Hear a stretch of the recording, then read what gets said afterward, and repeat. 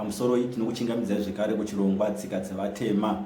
Muchirongwa chanhasi toda kutaura pamusoro pekutaura kunoita vadzimu kana vachitaura nesu. Kutaura kunoita vadzimu kana vachitaura nesu. Kazhinji zhinji tinozonzwa vanhu vakuti ini zvemudzimu izvi ndakuda kuzvisiya nemhaka yekuti ndapinda kati ndashandisa makwati akawanda pasina chinobuda. Vadzimu vacho vari kuita sokuti havako. Vadzimu vacho varipiko vanongondisiya ndichipinda nepamwe pasina kumira zvakanaka.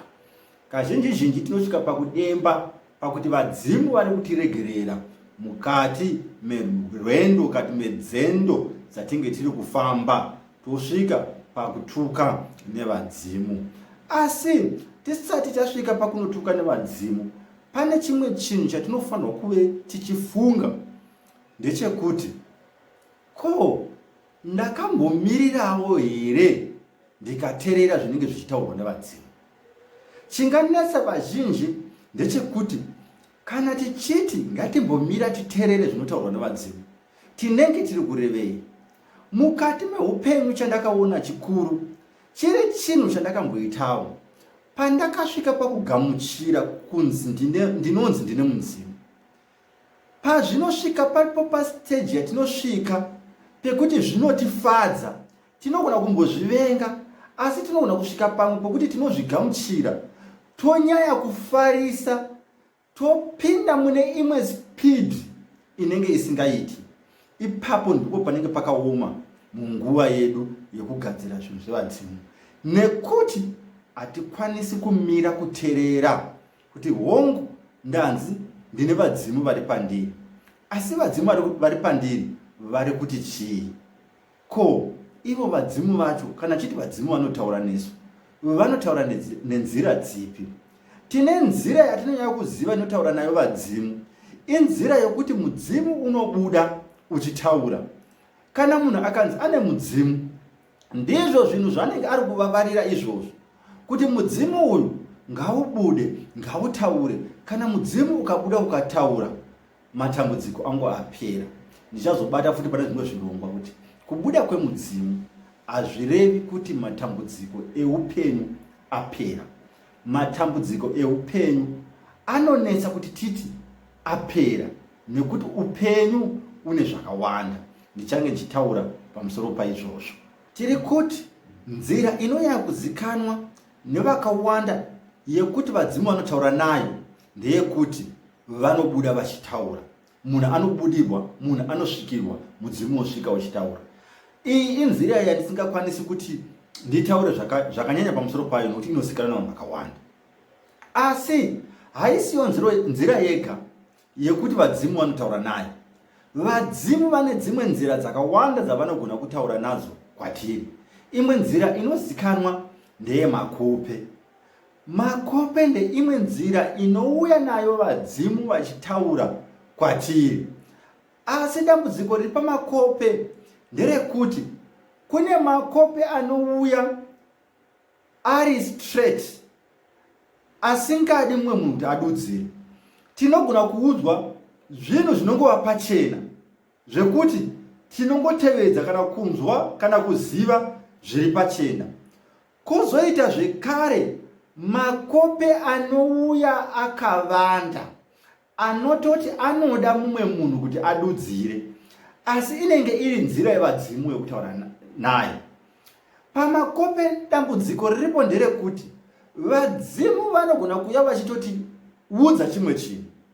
Uri kuenda kuna sahwira, wopiwa makope ari kuenderana nokukuudza kuti kwauri kuenda uku hakuna zvinonobuda.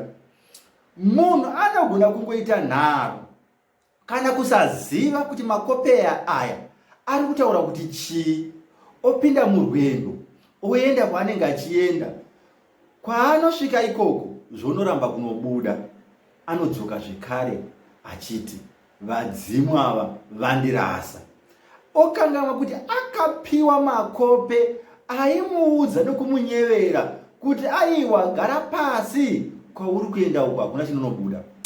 Unogona kurota uchienda kuna sahwira uchishayiwa nzira, wapinda neapo washaya nzira, wapinda neapo washaya nzira yekuti usvike pamba pasawira ipapo, uri kuudzwa kuti hakuna chinonobuda. Unogona kurota uchienda kuna sawira, wosvika pamba pasawira, asi sawira achisimuka achifamba rumwe rwendo. Uri kungoudzwa zvekare kuti kwauri kuenda uko hakuna chinonobuda. Makope akasiyana-siyana atinogona kuudzwa. Ndataura pamusoro pekuti uri kufamba uchienda kuna sawira, nokuti ndochirongwa chandanga ndiinacho mumasvondo apfuura chekuenda kunobeserwa. Saka tine makope atinopiwa akawanda nevadzimu, tichida kuudzwa pamusoro pedzendo dzatinogona kuve tichifamba, asi tinogona kusanzwisisa kana kusateerera. Tichibva pamakope, tine kumwe kutaura kunoita vadzimu kusingazikanwi nevakawanda, asi vanhu vanogona vachikunzwa, asi kuti vakunzwisise zvinonetsa. Tine rimwe inzwi raunogona kunzwa muhana, a voice, a constant voice, rinogona kuve richingotaura muhana mako. That voice ukariteera dzimwe nguva rinogona kuita sevoice rako iwewe uri kutaura, zvekuti pamwe unopedzera kutaura wega, kunyanya kana uri mukati mematambudziko. Vadzimu vanoshandisa that constant voice rinotoita sevoice rako mukati mehana yako kuti vakunyevere. Pamwe tichinosangana nechinhu chakaipa, hana inogona kurova. Ndeimwe nzira yatinenge tiri kuudzwa nevadzimu kuti pakuita chinhu chakaipa. Vanotaura nemuhana yedu vadzimu, asi chiripo ndechekuti hatipo pakuteerera. Ndataura nenhau yespeed kuti vazhinji tinenge tiri kumanya zvekuti hatina nguva yekuteerera. Kana taakupinda mune chimwe chinhu, dambudziko ratinaro nderekumanya. Tinenge tiine imwe speed yokuti kuti uchiteerera another voice unotozoteerera wadzoka kuti asi ndakazongoenda hangu, asi ndakambonyumwa mani. Kunyumwa kwatinenge tichitoita ikoko is a voice revadzimu rinenge richiuya chitiudza kuti aiwa kani, ndo paunoita runyumwa. Saka vadzimu ndedzimwe nzira dzavanenge vachishandisa. Chinodiwa ndechekuti kana tichipinda mune zvinhu tisamanya, tinofanirwa kuve tiri vanhu vane open mind yokukwanisa kuteerera that voice. Ukadzidza kuriteerera that voice, haupindi pamatambudziko akawanda. Munhu wese anogona kupinda padambudziko, chero ini, asi ndakadzidza kuteerera that voice kuti zvinhu zvizhinji ndinonzwa that voice richitaura, zvisiri zvehakati, asi kutozwa handichabudi, handichatoendi kwandinoda kuenda uko, ndingazvienda pahakati, asi mwoyo unenge watondiudza kuti kwandiri kuda kuenda uko handiko, handisi kuzofamba ndichienda uko, ndonozadzisa apo. Saka kazhinji tichizozvimanikidza kupinda mune dzimwe dzendo dzatinenge tatoudzwa nechekare kuti aiwazve apa hazviiti. Pamwe tiri mudzendo idzodzo tazvimanikidza, vadzimu vanouya nedzimwe nzira dzezviitiko. Zviitiko zvinogona kushandiswa zvekare nevadzimu kutaura nesu. Kunyanya pamwe patinoita nharo, vadzimu vanogona kuzoshandisa zviri zviitiko kuti vatiudze kuti aiwa isu tiri kuti. Regai ndikupe muenzaniso. Pane dambudziko rawatopiwa nevadzimu, wopedza unoona kuti dambudziko iri rinoda kuti ndimbofamba. Vadzimu vanenge vatotaura, pane dambudziko randasangana naro rakandipinzawo muchivanhu. Ndapinda muchivanhu kudaro, hazvirevi kuti ndakagamuchira kuti ndoda kuzoita n'anga. Handina kumbogamuchira ndoda kuzoita n'anga. Saka ndichifamba mukati memashope mematare, ndichiudzwa kunzi vekwako vakuda kuti usiye izvi uchiita izvi, handina kuzvigamuchira zvekare. Saka zvakatora zvimwe zviitiko zvekare, chiitiko chikuru chakaitika kuti ndizosvika pakugamuchira kuti ndinogamuchira kuita n'anga. Ndakapinda mujeri. Kupinda mujeri kwakanga kune zvakawanda zvairebwa kare zvakanga zviri kutaurwa kare zvavakanga vari kutaura vadzimu neni. Chekutanga vakanga vari kundimanikidza kupinda mumwanga, saka pane zvandaifanira kutosiya. Ndichisiya izvozvo ndaifanira kuzvisiya nekupinda mujeri, zvorasika zvandaiita zviya, ndosara ndisina chinhu, ndochitanga patsva ndakatarisana nechin'anga. Kupinda mujeri kwakanga kuri kutaura kwevadzimu kuti uri kuita nharo zvako, asi tinoda kuti ubate basa redu. Kana ukapinda mudambudziko ukasanzwa kuti vadzimu vari kuti chii nedambudziko iroro, unoita zvekare dambudziko, nekuti hapana chaunenge wadzidza, hapana chaunenge wanzwa. Pane matambudziko anouya kusiri kuti matambudziko aya ari kuda kutidonhedza mukati meupenyu, asi dambudziko iroro parinozopera rinotisumudza mukati meupenyu. Ndokonge wanzwa kuti dambudziko iri vekwako vari kuti chii pamusoro pedambudziko iri, riri kuuya here richizoti pakupera kwaro richange richizokusumudza. Handisi kuti matambudziko ose atinowana kunenge kuri kutaura kwevadzimu.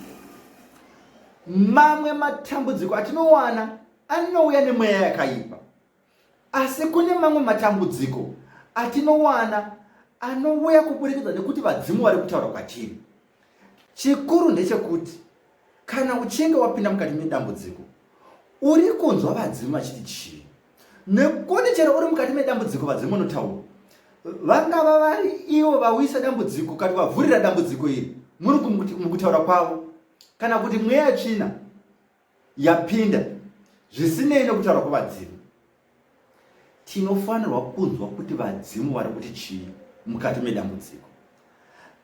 Dambudziko ratinaro nderekuita hopeless, kushayiwa kuti zvinondoita sei nemhaka yekuti ndawirwa nedambudziko. Wongo vadzimu ichokwadi chocho vanogona kuvhurira dambudziko, asi vanenge vane kumwe kutaura kwavainako. Kana vadzimu vachiona kuti uri kufamba nemotokari, kumberi uku unogona kunoita tsaona, motokari inogona kuita problem yaunoshaya kuziva kuti wobata papi, asi vanenge vachitira kutoti vaiti avoid chinhu chiri mberi chinenge chakanyanya kukura. Saka kuti matambudziko anotiwira tigoona sekuti matambudziko aya makuru, asi awiswa kuti aite avoid zvimwe zvinhu zvikuru zviri mberi, kana kuti atipe imwe nzira isiri nzira yatachifamba nayo. Dai ini ndisina kuenda mujeri, pane zvinhu zvandinokaunda zvakawanda zvingadai zvakandiwira, zvakati nezvakati nezvakati. Nepandakanga ndiri kubetserwa pacho chaipo chaipo, ndanga ndambobetserwa pamwe, ndakanga ndakuda kuenda pamwe pandanga kuti apo ndangobetserwa apo. Pandaida kuenda ipapo ndakatozoziva makore afamba kuti pandanga ndakuenda apa hapaendwi, panopisa. Vakuru ava vakanga vakabatawo zvikwavo zvisiri zvemudzimu.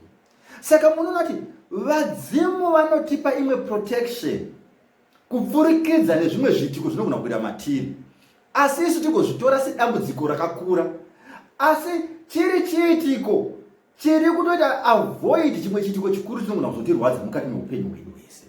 Chikuru kunzwa, ini ndiri mujeri ndakanzwa that voice kuti no, ndapinda apa nemhaka yekuti pane zviri kutaura vadzimu kwandiri, nemhaka yekuti it was a clear case yekuti doctor akati not yes to the high man, mwana wandiri kunenerwa uyu imhandara, asi ndikamuenda kujeri chete zvakadaro. Handina kugumbuka, ndakapinda mujeri ndichirema 62 kgs, ndakakaonda zvikuru ndoupenyu hwangu. Ndikabuda mujeri ndakurema 83 kgs, ndakatoziva kuti ndiri munhu kusimba, kufutunuka ndiri mujeri. Saka ndiri kutaura ndichiti tine zvinotiwira, asi zviri zvevadzimu vanenge vachitaura nesu. Tine zvinotiwira, asi zviri zvevadzimu vanenge vachitichengetedza mune zvimwe zvinhu zvikuru zvinenge zviri mberi. Voti parimwe dambudziko ratinoona kuti idambudziko guru asi riri dambudziko diki. Chikuru kana tiri mukati medambudziko is never ever